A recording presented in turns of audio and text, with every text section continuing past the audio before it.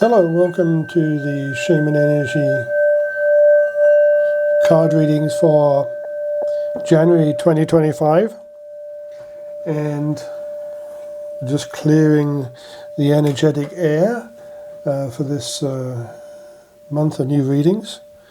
Some people have been asking about shamanism and also indirectly about Reiki. Just to start off with, shamanism is a very ancient belief system. They found remains of shaman and cave paintings going back hundreds of thousands of years. There are famous cave paintings in France, and there's also been burials uncovered in Europe and in the Middle East. And I will provide some links or some comments to that in the show notes. But shamanism covers a lot of different cultures, mostly indigenous Ainu and Japanese Shinto, and it is an important part of Eskimo, Native American, and Celtic cultures. In Korea, shamanism is considered a folk religion that is distinct from Buddhism, Taoism, and Confucianism. In Tibet, shamanism was eventually replaced by Buddhism in the 9th and 10th centuries, but it came into Tibet in the 7th and 8th centuries, and prior to that there were basically two types of shaman. A white shaman who dealt with and communicated with beneficial spirits, and black shaman who, as you probably guessed, communicated with negative, evil, and dark spirits. So if you wanted to have your crops and your livestock be well, grow well, and be productive, you would ask for a ceremony from a white shaman. If you, on the other hand, wanted to do something malicious and evil for a neighbor, you would go to a black shaman to cast a spell. And you've got the yin and the yang in that.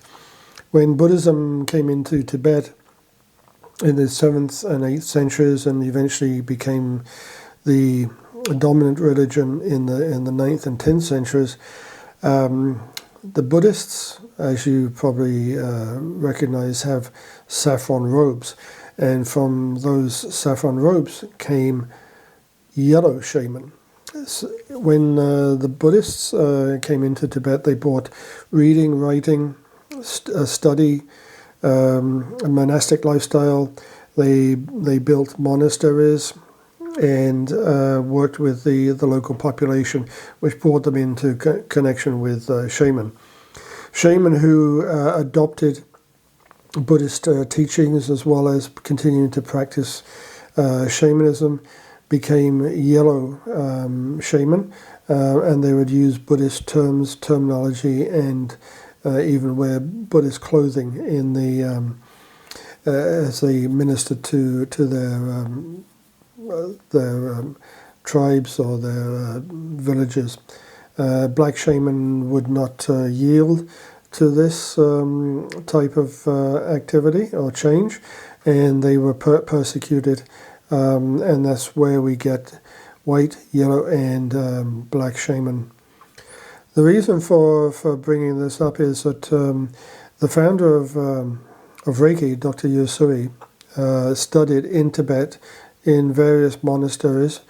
He learned Sanskrit, and he would read the original Buddhist manuscripts, and from that we get Reiki, which he introduced into Japan in the late 19th century, and then after World War II, many characteristics of Japanese culture became part of modern Western culture, and that's where Reiki comes into play. And there are many different types of Reiki, and I follow the Usui Shaiki Ryo Tibetan Reiki, and of course Tibet, shamans, Buddhism, white shamans, black shamans, yellow shamans.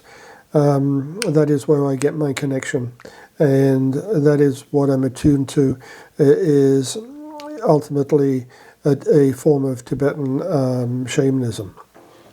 So let's get on and look at the card readings for the first month of January 20.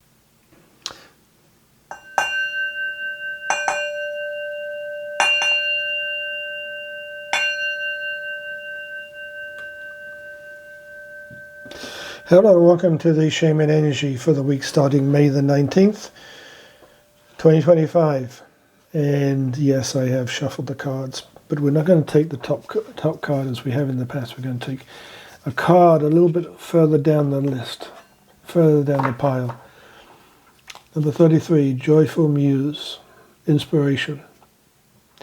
Now the question here is, what do you consider to be inspiration? Inspiration for me is writing and creating, photography, videos, books, that kind of inspiration. And also being out and about in nature, especially at this time of the year when things are growing and when the detritus of, or the debris of winter is being cleared away for the new life. That is inspiration. But it's something that I take from the environment as I'm walking around. It's not cold, it's not wet, it's not windy, it's not snowy, it's not icy.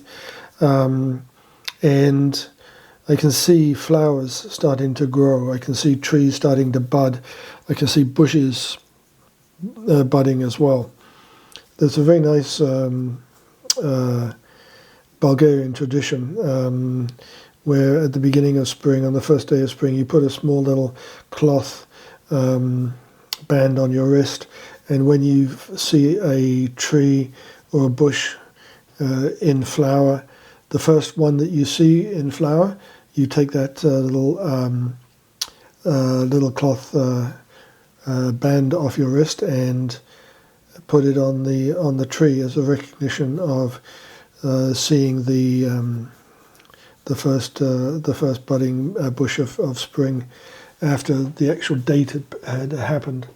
And we have here a very happy looking cat with rather owl-like eyes, holding a violin and a paintbrush rather than the violin bow. And there's down at the bottom here we have a painter's palette and more brushes and colours. And it's a very light, very positive card. You're being asked to spend some time thinking about inspiration. What inspires you? What gives you that extra kick that allows you to enjoy what is around you? There's a lot of people spend almost all of their day dealing with challenges, not just at work, but with people, with line up at the checkout, and they get frustrated. There is a certain amount of energy and inspiration in waiting to be served by the cashier. And if you look around, if you listen and you're open to what is happening around you, there are very positive things that are happening. Was it Tuesday? I was out and about, and somebody said hello to me quite randomly while I was waiting for the lineup to go down at the grocery store, and it was a very pleasant, happy hi. How are you? Thank you. I'm well, and yes, I am well. And it took that response for me to think, yes, I am well. I am fit, I am healthy, I am well fed, I am clothed, all these positive things started running through my mind. And the checkout was extremely fast, and the cashier was extremely pleasant. it was actually a very nice experience. You can find inspiration anywhere. And the next card is Dragon's Hoard, protecting the future. Protecting the future. Somebody might think of this as being protecting the future monetarily or physically, like getting somebody to clean out the gutters on their home, putting a new roof on, getting the car serviced. Yes, I mean, these are all things which protect the future. They protect the things that you need. You need a good roof over your head that's going to stop the spring rains coming in, and you're going to need to service the car so that there is there are no problems with it as you're driving around doing things. But protecting the future also means protecting your future in terms of your physical body. Going to the doctor, having a checkup, having something which is annoying you looked at to see if it's a symptom of something bigger. Protecting the future, starting projects, creative projects. One of the challenges I have is as a writer and author, I do two very extremely different types of books. One is factual books based on and dealing with diabetes and immune system diseases like that, and then the other is purely creative novel type books.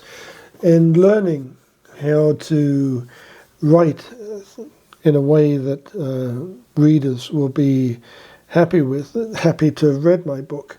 They're excited to see what the next chapter is. They're excited to see what the next books are. This means protecting the future in terms of your knowledge and ability, and refining your knowledge and ability so that you can give people around you and people who may not even know you a reason to be happy knowing you through your creative endeavors. I mean, right now, it's spring.